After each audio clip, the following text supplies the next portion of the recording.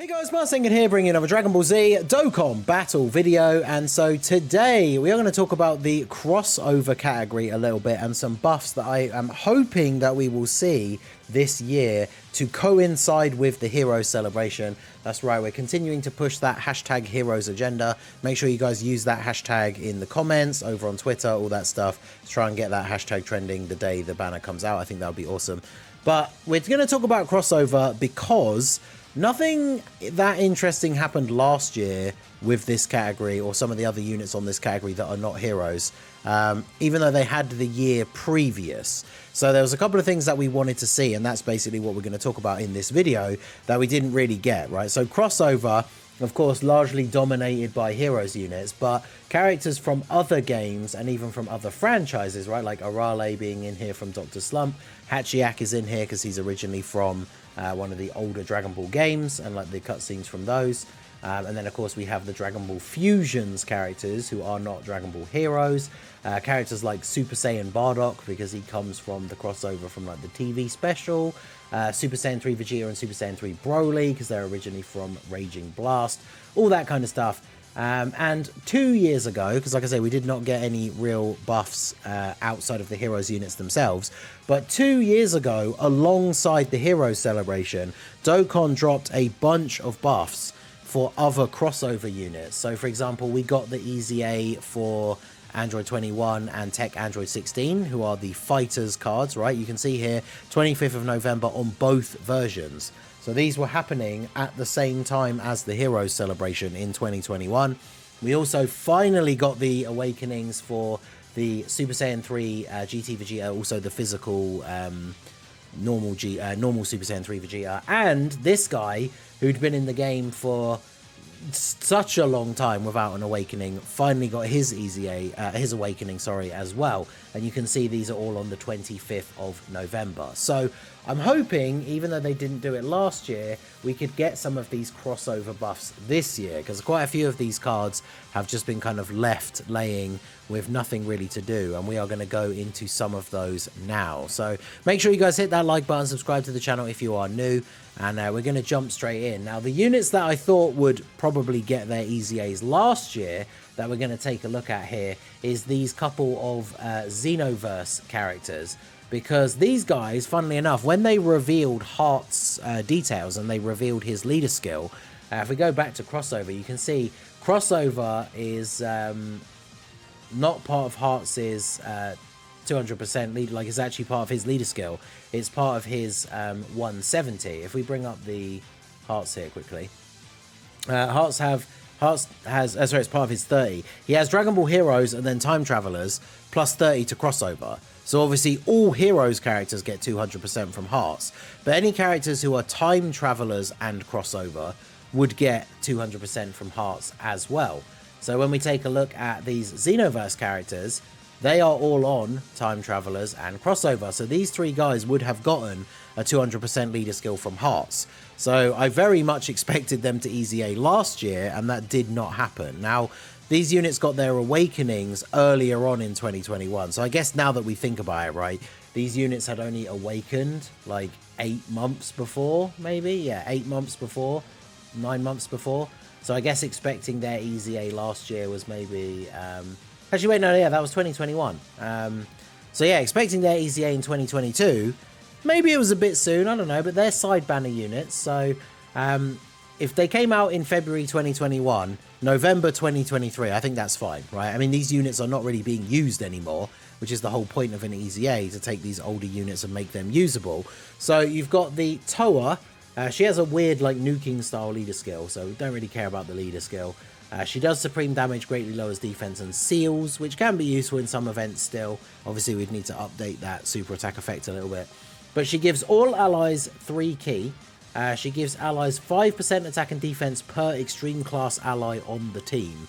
So it's an interesting restriction. I don't know if there's many other support units that do that, right? Because it means technically you could use her on a team that only has a few extreme class allies, and she still actually supports the super class allies, but she's obviously giving less support overall. If you have a full extreme team with an extreme friend as well, she's giving 35% support to everybody on the team.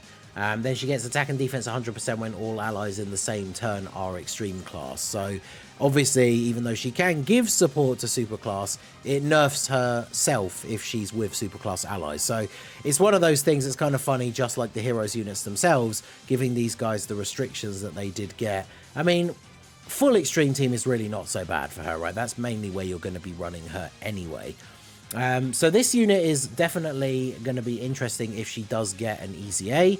The 5% per extreme class ally, I don't know if that would go up necessarily. She does need, I would say, some attack and defense if the rotation isn't fully extreme. But even if they did just lean into that fully and just increase that number by a significant amount, we're probably, like I say, only really running her on extreme teams anyway. So I think that would be fine. Because her maximum support is like 35% and they wouldn't want it to go too crazy. Like, they're not going to put it up to 10, right? Because then she's giving like 70% on a full extreme team. But I could see them putting it up to like 7 or something, right? And then it goes over 50%, but would still be, you know, very solid. She's just there to support. She's not going to be doing anything too crazy. So it would be quite nice to see her getting an easy A. Of course, the free-to-play unit for this year is just called Toa as well. So be interesting to see if they will do that because of these guys clashing a little bit. But then we have the demon, we have the Int Demigra. So of course this guy, the final boss of the original Xenoverse, transforms into his monster form, which is the giant form.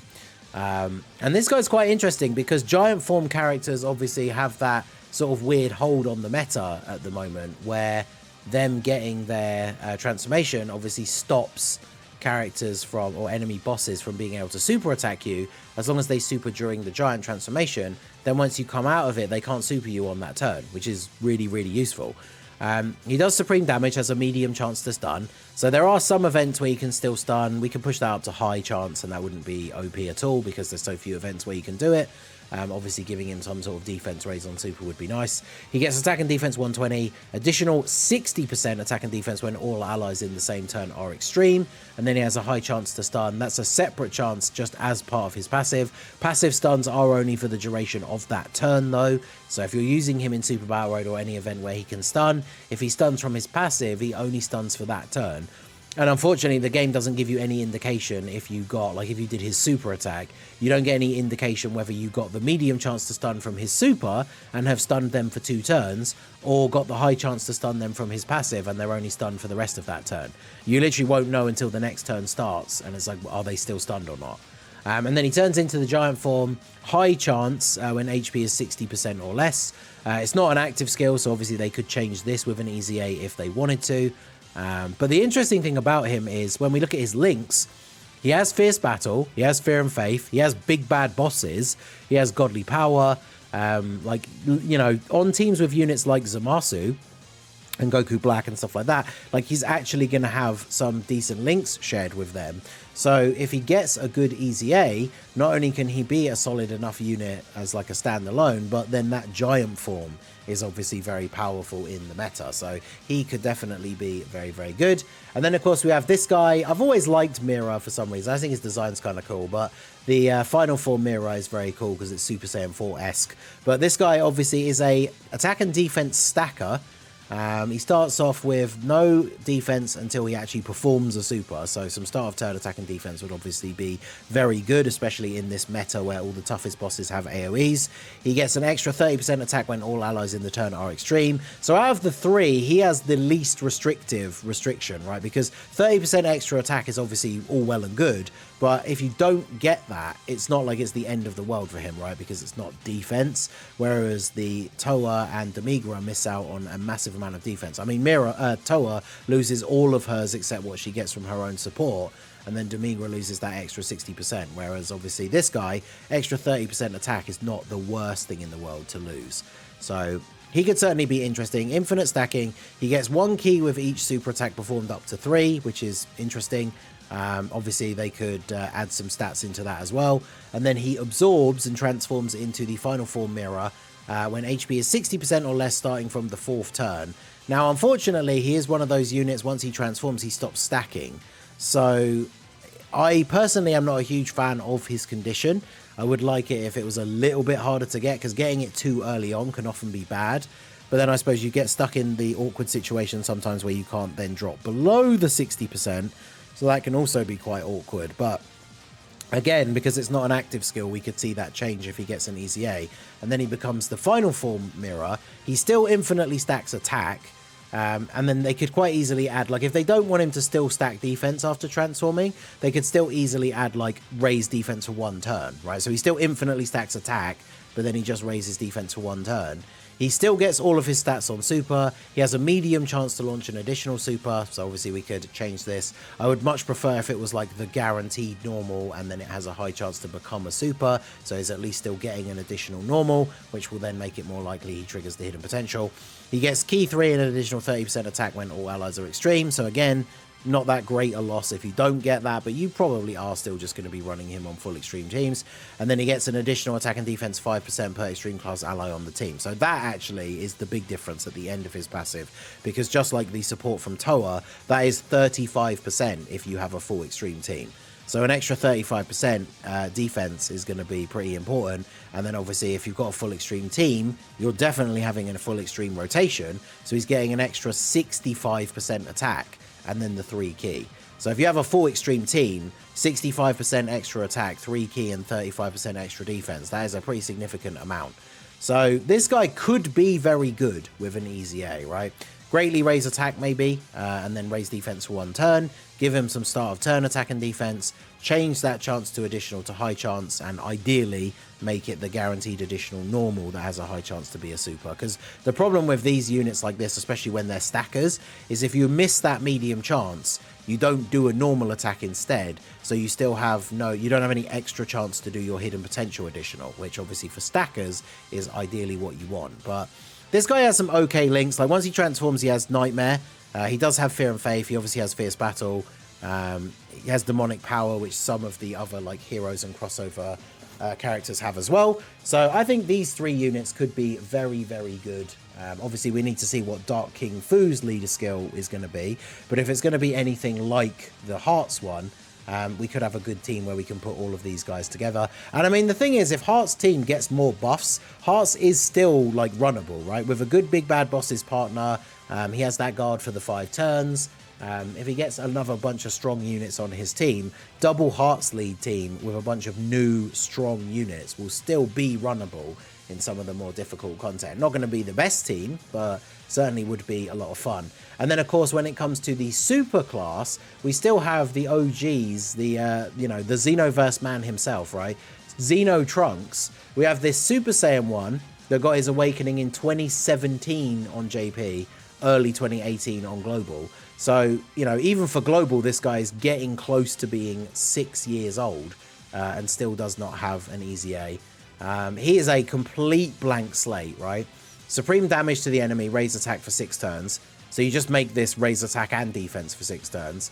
And his passive is just key to 80% attack at the start of the turn. So obviously you just push this up to like 3 key and then like 180% attack and defense. Ideally give him some built-in chance to additional because he has this multiple turn stack. And then obviously, you know, some sort of defensive tech would be nice. I've talked about this before. I try and be realistic when I make these predictions. I don't mind characters having restrictions if they're not really difficult to get, right? So you could give him some kind of built-in dodge or maybe even guard if he has like, you know, a Super Saiyan ally or because you don't want to just make it crossover, right? But, you know, time travelers, because he is Xeno Trunks, it does make sense for him to have that kind of restriction, right? Because time travelers, we still then get access to, you know, Sword of Hope Trunks, Vegito Blue, like the Future Saga characters. So if you make it like he has guard or dodge with a time traveler's ally on the rotation, I still think that would obviously be very good when factored in with his defense stacking for a few turns, built in additional as part of his passive. Like, he could definitely be very good. And he's just another uniquely named character, right? Because even on the Future Saga team, we have units like the Sword of Hope Trunks, and then there's the STR Trunks that got his Easy A, but they both have the same name, so they don't link. And this guy does have Cold Judgment, which is a good defensive link, and he has Patrol, which is that really good defensive link that Xenopan and Great Saiyaman 3 have, which is 2 key and 20% defense. So you get him linked up with a character that has both of these, 45% defense and 2 key. That's pretty good, right? So he could be quite solid with an easy A. He is a Shattering the Limit character, but you know, being a Super Saiyan, he's got Super Saiyan, Prepared for Battle, Golden Warrior. Like, he'll fit in well in a few places if he gets a good easy A. And he very much is in line for one, right? He is super old at this point. And then we have the even older version, the OG. Well, actually, I say the older version. Oh, no, yeah, it is. I got the years confused in my head there. 2016. June 2016. And then November 2016 for Global. So in November, which we're in now, of course, this character is now already 7 years old and doesn't have an easy A. Like, when are they going to do it? What a perfect time when Heroes is all about that crossover stuff. So physical Xeno Trunks, mass damage to all enemies, which I think is lower than like Supreme damage. It's the worst like modifier for an AoE. Attack 20% for all allies for 1 turn. So obviously he needs a pretty desperate increase here. He is an AoE character though, which is cool. Not a lot of events in the current meta where that really matters all that much, but definitely could be interesting to see what they could do with him. Maybe he comes back and as like one of the new top tier World Tournament characters. But ideally I would want him to get an easy A that, even though he does have an AoE, makes him useful in the current meta. So he would obviously need to have some sort of like raised defense on super or something like that. And then his passive is just a joke, right? Because he's so old. Key +4 and attack 5,000 when HP is 80% or below. So if he's on turn 1 and you're on full health, he has no passive. So pretty terrible, but obviously a very open book here. If they wanted to make him good for like World Tournament, throw in something like the Krillin has and stuff like that, right, where he gets like a guaranteed additional super if there's a certain number of enemies, maybe like 3 or more, so he could still be good in some of the Super Battle Road stages. But then ideally he needs to get some sort of tech for if you're fighting like 1 enemy. Like imagine if they actually, it would be too good for a random old unit sub easy A, but there's that mechanic that like LR Roshi and the Gohan, Carnival Gohan have, where when they hit an enemy with their super, they get damage reduction from that enemy. Imagine if they gave that to this guy, because in single enemy events, it's obviously fine. It just is what it is. It's the same as like the ability Roshi has. But in an event where there actually were multiple enemies, they're all getting hit by his super, so he gets the damage reduction against all of them. I think that would be kind of cool. It would make him a good Super Battle Road unit at least. But yeah, hopefully this guy gets some buffs. You know, at the bare minimum, I would just like these units to get easy A's that actually make them runnable. They don't have to be in contention for being like the best easy A TURs, but it'd just be nice to be able to use these guys because they're so old. And then, of course, we have the Tech Xeno Trunks, who is a Super Strike character. We still do not have the Super Strike revamp for him. So if they're going to do the Xenoverse Easy A's, what a perfect time to do the revamp and Easy A for this guy. And again, he's just a complete blank slate, does huge damage. Obviously that will change to at least Supreme, and then he does 3 key and 5,000 attack when only facing 1 enemy. So that obviously needs to go up, right? It's going to become something like 3 key and then like 120% attack and defense or something like that. And then maybe give him some other kind of buff if he's facing 2 enemies, because otherwise he has no passive. I mean, realistically, you just get rid of the facing only 1 enemy, or just give him an extra buff, right? So say he has like start of turn, he has like 2 key and 120% attack and defense, and then he gets 3 key and 50% attack when facing 1 enemy or something. Obviously he needs a bit more than that, but some of the Super Strike units have been hits, some have been misses. It'll be interesting to see what they would do with him. But these are all the characters that are technically the Xenoverse characters. They all have the Xenoverse link. I think it is literally only them. The Xenoverse link is 20% attack and 10% defense at level 10.